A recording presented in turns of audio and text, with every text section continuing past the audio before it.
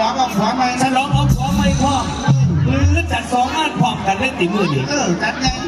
พอดีก็สังกัดศิษย์เหนือมอลำอีสานนครศรีไปเป็นนักศิลป์แล้วนั่นจังหวัดจังไหนเอาเป็นอย่างก็บ่เอาก็มาพิธีก่อนเป็นอย่างพิธีก่อนนั่นเป็นอย่างก็เป็นการชัดมันเฮ็ดงานพอดีมันบอกบ่มวนคันได้สั่งเอาว่าน้ำสิ่งก็ยังมวนมันยังคอยจวดดีน้ำสิ่งน้ำตีกันเองคันได้สั่งรถแอร์นั่นคือจังหวะเว้นม้วนตุ้มจะว่าจากขั้นหมูเว้นนี่ม้วนแต่เสียงเลยเป็นเสียงแล้วมันก็ออกไปกันก็เลยนอนจ้างมากกับจ้างมาสิงกันพักเนี่ยแค่ก็ได้คันบ่เอาเนี่ยจะสิจะจ้างหนังสั่นจ้างหนังโอ้หนังกลางแปลงเจ้าเนี่ยขาวๆนั่นตีย่ายหนังกระลุ่มจ้างหนังกระลุ่มหนังบักตื้อสมัยโบราณที่พระจ้างเก่าขึ้นจะของแต่บาทดีพระจ้างเก่าขึ้นจะของแต่ขึ้นหอดต้องเก่าพ้นหนังเอาที่หอดแบบไหนบ้างขึ้นหอดสมัยที่ขี่ได้กันก็พอทานหนังกระลุ่มมาถึงทุกบ้านโอ้มาอยู่นี่กี่พอแล้วน้ำกลุ่มน้ำจีบน้ำเอาเจ้ามือหนังกระลุ่มมาเลยสติพอแล้วแม่เนี่ยเราพุ่งน้ำบ่อยพออยู่นี่เจ้าคุ้มของผู้ชายทีเลยแต่เขาพุ่งใหญ่กันมาก็ได้พุ่งมาเชี่ยวไปนานเลยภาษาหนังกระลุ่มมันมีเตยไม่ยาวคืออีสานนครศรีกันแล้วกันหรอวะโอ้ยหนังทุ่งเนี่ยมันไม่เตยเขาป๊อกรูปแบบไม่ติบ่อยพวกเป็นตะมุนเป็นนาเยอะสั้นน่ะมันก็คอยจะไปนั่งถามเบื้องหนังกระลุ่มเตยเพื่อนดิจ้างมาแล้วก็หาแล้วมันมาใกล้ถึงวันแล้ววันนั้นเท่านี้มันจะมาท่านในหน้านี่เพราะมันนั่งกินเงินมาจังแบบนี้นะ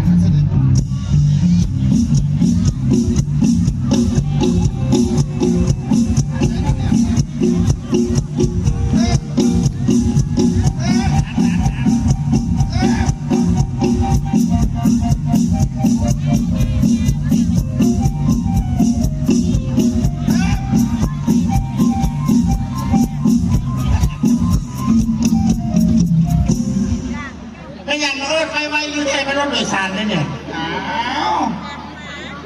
เจ้าเป็นตัวเจ้าเป็นไผ่ครับนี่แล้วเจ้าภาพตึ้งเจ้าภาพ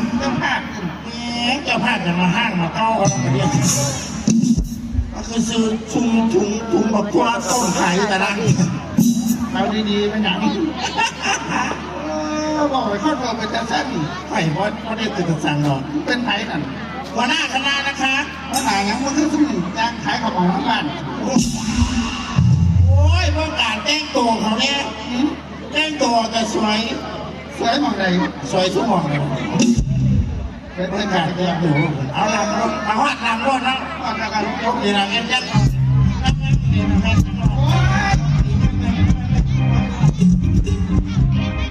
มาลำรถเลยก็ลำรถก็จะก่อนถ้าคนจะมันว่าเนี่ยว่ามีครูมีใครวะมาก่อนแตกมาลำรถแตกคนเดียวบอกมากับผัวนะคะใช่หลับผัวอยู่ใส่บอกส่งยางทางพี่ไหนโอ้ยทางใช่ทางขวาเนี่ยแต่กระทั่งขวาบอลย่างไปจนที่แสดงที่ขั้นนำคู่บอกได้เลยบอกกันย่างอับก้นมันที่เสียอะไรเป็นบ้าบอกอย่างก็เดี๋ยวคนตาบอดที่ขวาเจ้าคิดว่าสุ่มตาดีมันจีซี่คอยยุติมาที่ไหนมาตาว่าบอดจีได้ซี่นะมูจิตานี่บอดตานี่บอดตาหนาวไหมเนาะไม่ไงตาบอดก็เห็นหุ้งว่าไม่เล่นไพ่เลยนะเมย์ที่มันตีดำนี่เฉยรู้หนินะว่าโอ้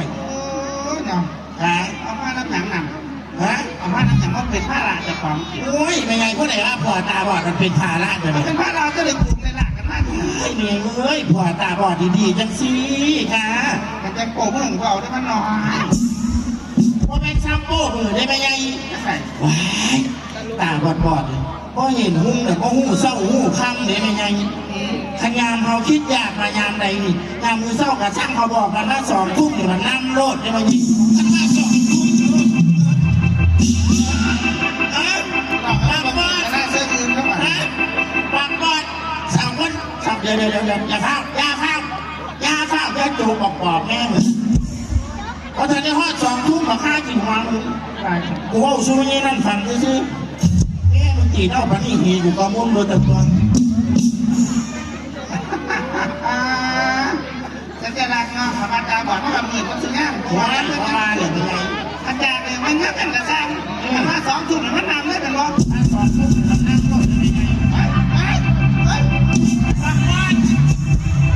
กบอลเห็นผู้เฒ่าปักบอลผู้เฒ่าปักบอลผู้เฒ่าเห็นผู้เฒ่าปักบอลเห็นผู้เฒ่าเห็นผู้เฒ่า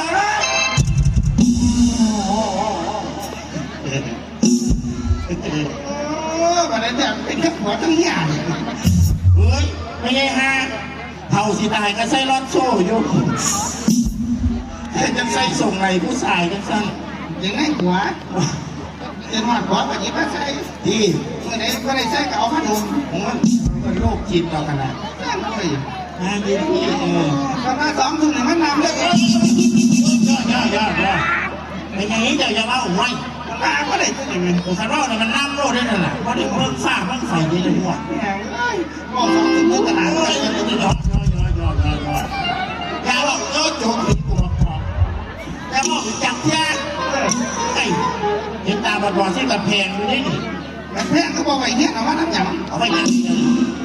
ตาบอดๆนี่ที่มือกองนี่นี่ หมูยาบา ดีเป็นบอดๆจังซีเมนต์แต่ได้ไหมยัง ตีกองอ่ะ ดีคุ้มตาค่อยหนึ่งมาประจำที่ ตีแบบไหนบ้าง เอาตีแบบกองเลยนะครับ มันไปหัว โอ้ยมันยังจะมันคำถือมันตีโลดมันแม่นที่อย่างนี้ดิเอาคำเริ่มก่อนคำถือมันตีโลดมันตีพันโตหือหูบอกก่อนไม่คำก่อนก็ได้คำหือเอาไม่กองนี่นะ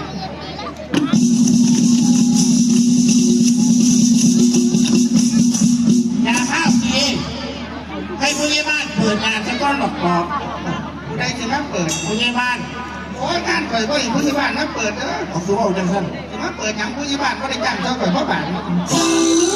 เอาไม่ไงบ้านเขาไปผู้นำผู้บ้านเปิดมันแหละผู้ใหญ่บ้านก็เปิด โอ้ยบอกงานเกี่ยวมาทำหมอจัง เนี่ย ก็ตำบลมาหมดตำบลมาตำบล เปิดงานก็ต้องยิ่งใหญ่มาตลาด ว่างานไปผมหาเปิดเนี่ย ถามนี่สอเสียเส้นลุงสยามหนังตื้อทำไมไม่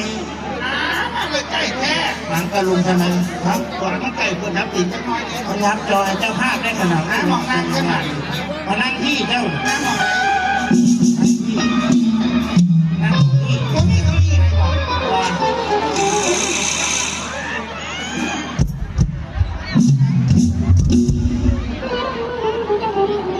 พอดีไป โอ้ยมันไก่โคตร เนี่ย มันไก่ไก่พวกไก่โคตรยังไงอีกจังไหน ยับมามองเข้าขนาดไม่เห็นเนาะยับได้